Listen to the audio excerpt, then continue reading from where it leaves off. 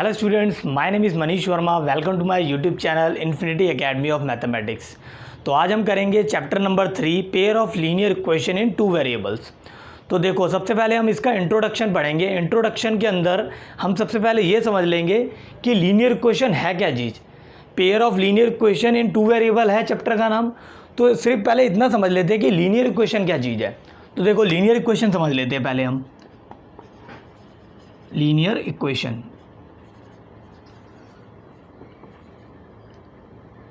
देखो linear equation क्या चीज़ है।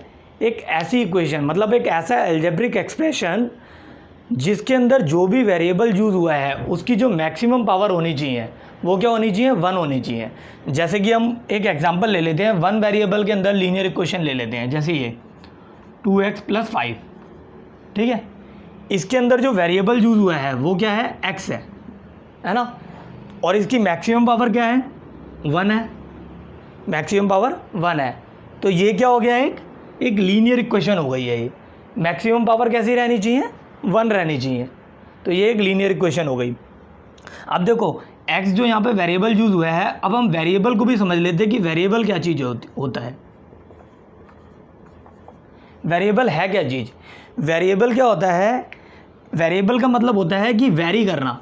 ये किसी चीज़ को, किसी नंबर को वैरी करता है।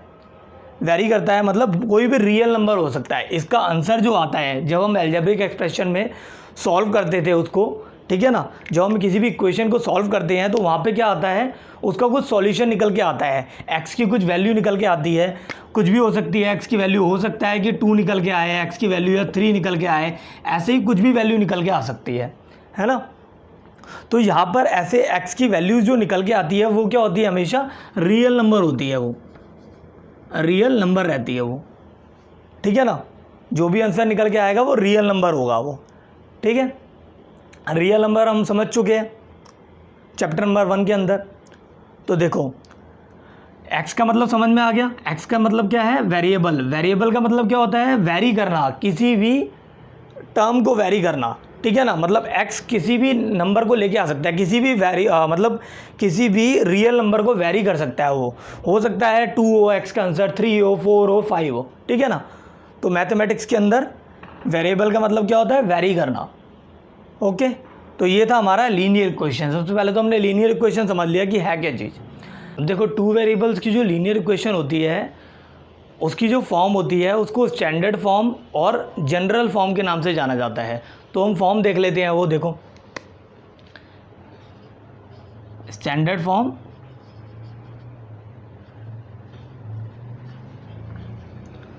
और जनरल फॉर्म। जनरल फॉर्म देखो वो कैसी होती है, ax + b y + c = 0। तो यहाँ पर जो a, b और c है, a, b और c जो है वो क्या होंगे, रियल नंबर्स होते हैं। यहाँ पर real numbers a, b, c और रियल नंबर्स हैं। और x और y जो है यहाँ पर वेरिएबल्स हैं। ये वेरिएबल्स, ठीक है। 2 वेरिएबल्स की बात करी थी ना। तो देखो, 1 और 2 दोनों वेरिएबल्स हैं ये, x और y। 2 वेरिएबल्स की इक्वेशन की फॉर्म है ये, है ना। और a, b, c क्या होंगे, रियल नंबर्स होंगे। और एक और कंडीशन रहती है इसकी कि a इक्वल नहीं होना चाहिए 0 के और b भी इक्वल नहीं होना चाहिए 0 के। और एक और चीज़ समझ सकते हैं हम, इसका एग्जाम्पल देख लेते हैं। जैसे कि, तो एग्जाम्पल देख लो आप। अगर इसका एग्जाम्पल लेना चाहें हम इस इक्वेशन का, तो देखो हम ले सकते हैं a, b और c 0 नहीं होने चाहिए, उसके अलावा कुछ भी हो सकते हैं, ठीक है। सॉरी, a और b 0 नहीं होने चाहिए और बाकी a, b, c कैसे होने चाहिए, रियल नंबर्स होने चाहिए। तो देखो हम इक्वेशन ले लेते हैं, 2x + 5y + 7 = 0। तो ये क्या है, एक लीनियर इक्वेशन है। ये लीनियर इक्वेशन इन 2 वेरिएबल्स। तो एक एग्जाम्पल हो गया, ठीक है। अब पेयर की बात करिए, तो पेयर की बात करिए इसका मतलब है एक इक्वेशन और ले लेनी है, ठीक है। जैसे मान लो एक इक्वेशन और ले लें, 3x + 7y + 9 = 0। तो 2 इक्वेशन हो गई, ये हो गया क्या, पेयर हो गया यहाँ इसका, है ना, 2 इक्वेशन हो गई। तो बस अब इसके बाद क्या करना होता है, इसके अंदर, इस चैप्टर के अंदर इन इक्वेशंस को सॉल्व करके आंसर निकालने होते हैं बस। तो 2 मेथड होते हैं निकालने के, एक ग्राफिकली निकालना होता है और एक एल्जेब्रिकली निकालना होता है, ठीक है। तो आगे देखेंगे हम उसको। अब देखो 2 वेरिएबल्स की लीनियर इक्वेशन को सॉल्व करने के लिए 2 मेथड होते हैं, एक होता है ग्राफिकल मेथड और एक होता है एल्जेब्रिक मेथड। तो देखो ग्राफिकल मेथड में ग्राफ पे सॉल्व करना होता है हमें, ठीक है, और एल्जेब्रिक मेथड क्या होता है, एल्जेब्रिक मेथड के अंदर कुछ मेथड आते हैं। पहला मेथड है जिसके अंदर सब्स्टिट्यूशन मेथड,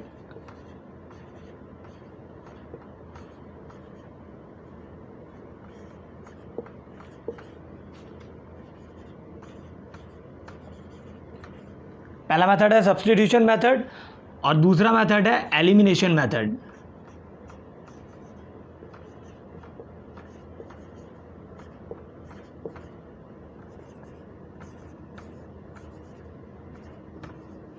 ठीक है, और तीसरा मेथड है क्रॉस मल्टीप्लिकेशन मेथड।